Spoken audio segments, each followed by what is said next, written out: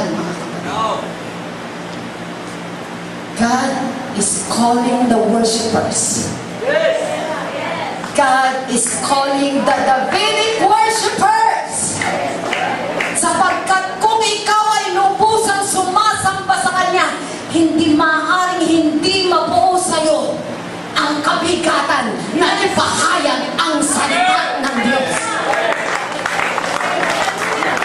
That comes from worshipers. Ikaw ba ay mahiyain sinasabi mo? Then you need to be filled with the Spirit of the Lord and to mature in it. Naturally, it will flow and it will come about if you are a worshiper of God. Marami po sa atin matagal na kumbaga ay nabibinbin doon sa priestly dimension. Lagi nang magpupuri ba ako? Ay, huwag na nga lang muna. Parang hindi ko kaya. Doon po tayo nag-i-struggle. Yes, come on. But when we mature in it, then comes, there will be a natural tendency. There will be a natural desire for you to preach and to share the gospel to anyone who seeks the Lord. Ano po ang sabi ng kapanahunan nito pong si Saulo? Nang magkaroon po siya ng persecution sa mga Christians at that time. Nagkaroon po ng matinding persecution sa Jerusalem. Nangalak ang mga mananampalataya, ang natira lang mga apostol doon sa Jerusalem. Pero alam nyo, ang sabi ng Bible, everyone went everywhere preaching the word except the apostles. Ang lahat ay humayo at nangaral ng salita ng Diyos. Hindi kasama ang mga apostol. Ano ibig sabihin? Yung nangalat na yon, mga pangkaraniwang mananampalataya. Pero bagamat pangkaraniwan, pero hindi pangkaraniwan ang kapangyarihan ng Espiritu ng Diyos na pumuno sa kanila. At sila ang ginamit ng Panginoon upang palawakin ang kanyang gawain. To the point that the Bible says, the early Christians turned the world upside down. Animoy pinaligtad nila ang mundo. Bakit? Sapagkat isang panibagong pananampalataya ang tinaglay ng mga tao sa kanilang kapanahunan. And then the third thing is, there will be a kingly dimension focused on the apostolic ministry that accomplished the task of the kingdom with power, fulfilling the Great Commission, evangelism, community, and equipping. Kung tayo nangangaral ng salita ng Diyos, there is a promise for a kingly dimension. Mayroong pag-akay ng mga taong wala pa sa Panginoon. At sila, mga taong inakay natin, sila ang ating tuturuan, sila mga kapatid ang magmamature, at sila ang bubuo at magdadagdag pa ang Panginoon. Isang makahari na impluensya ang gagawin natin. Bakit? It all starts with being a worshiper. Hallelujah! Tatawagin ka ng Diyos upang mangaral ng kanyang salita. Tatawagin ka ng Diyos upang pagtibayin ang kanyang simbahan. Upang ang bawat isa sa atin ay maging handa sa muling pagbabalik ng ating Panginoon. What's the purpose of the tabernacle of David? Ang sabi doon sa ating binasa kanina, upang hanapin ang nalabi sa mga tao ang Panginoon at ang lahat ng mga hindil na tinawag sa aking pangalan. What's the purpose of the Vedic worship? To draw people to Him.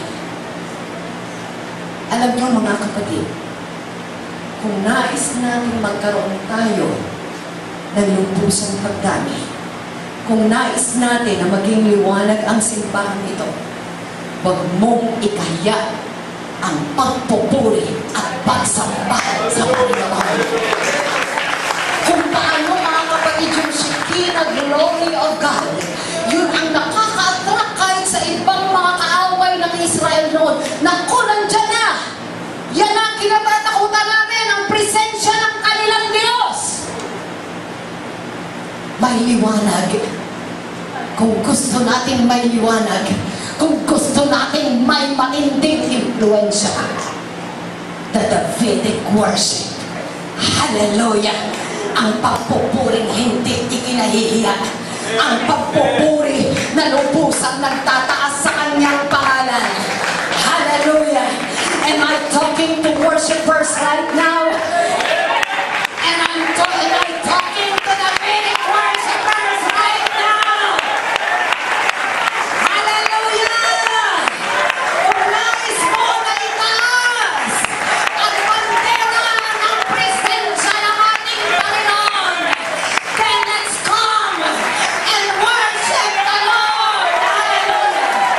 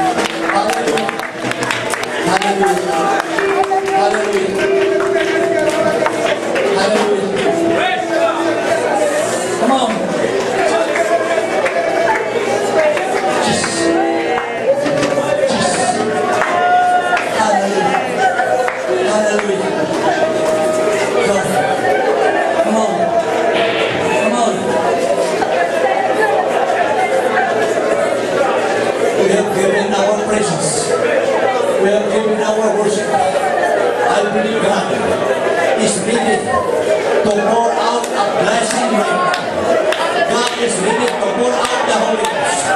God is ready to meet you in your midst. God is ready to heal you of your diseases. God is ready to solve your problems. God is ready to give you strength in your weaknesses. Come on. Hallelujah. Hallelujah. Just open your mouth and praise. Just say hallelujah. Just say hallelujah. Open your mouth and praise. Come on. God is ready to meet you in your praise. God is ready to meet you in your worship.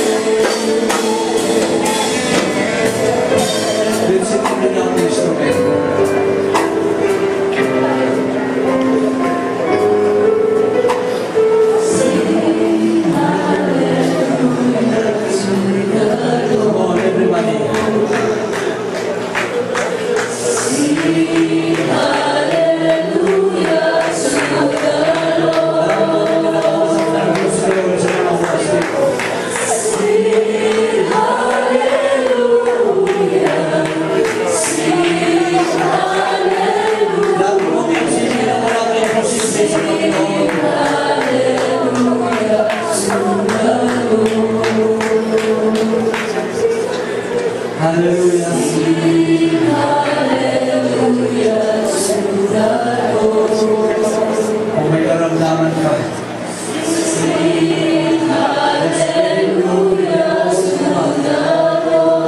Dahil by His stripes, we are healed. Hallelujah. Kano magkalitan ang problema at mga pagsubok mo sa buhay. Lagi mong iisipin. Higit na kapangyarihan ng Diyos. Hallelujah.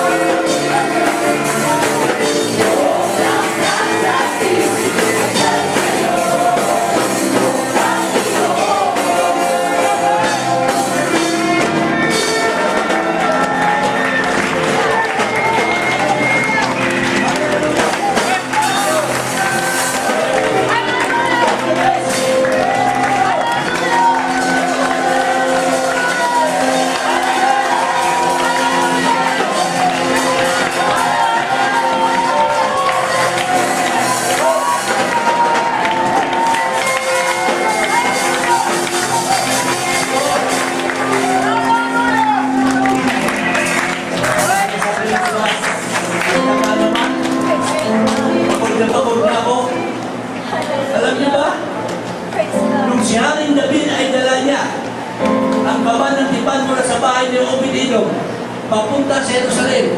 Ilang milya ang layo niyan. Pero alam niyo ba, hindi siya nainip. Amen. Hindi siya natagalan. Alam niyo ba kung bakit? Sa tuwing 6 na hakbang, mag-aalay, magpapatay siya ng baka at isang patabain. Every 6 steps. 6, magpapatay ng baka at isang patabain. Another 6 steps ulit, magpapatay ng baka. Matagal yun. Pero hindi siya nainip. Alam niyo kung bakit? Ang tao na nakakaramdam ng presensya ng Panginoon. Amen. Wala.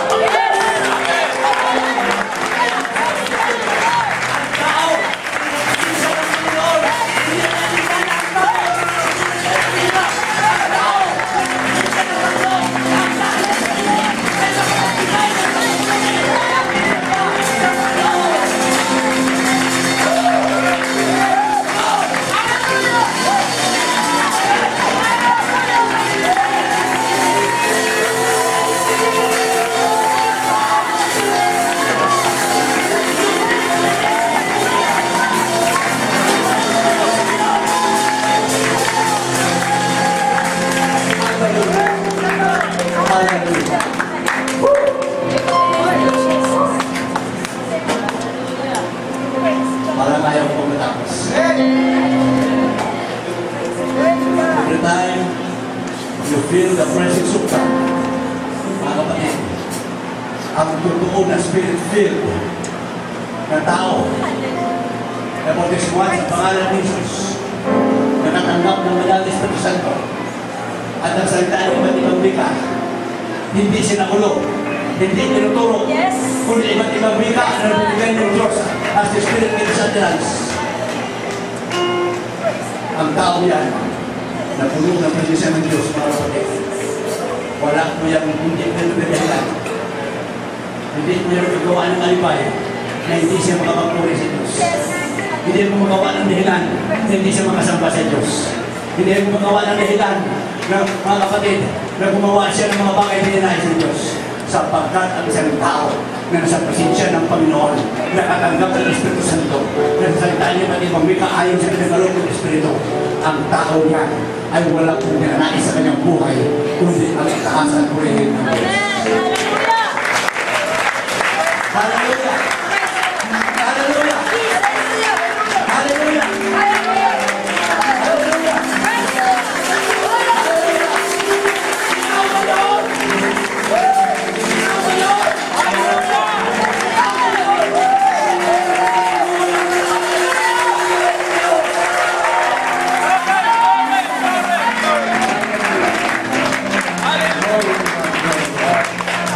Jesus, Panginoon, ayaw namin, Panginoon, na matapos ang pananambahan nito. Ayaw namin, Panginoon, na mawalay sa presensya mo. But we believe, Lord, kahit wala kami sa church dito, alam namin na ang presensya mo lagi kasama namin, Panginoon. Hallelujah. Dismiss us in this place, Lord, but that with a wonderful presence. At kung yung mapapalayan, Panginoon, na lahat ng gawa ng kamay, ng bawat isa ng ito, Panginoon.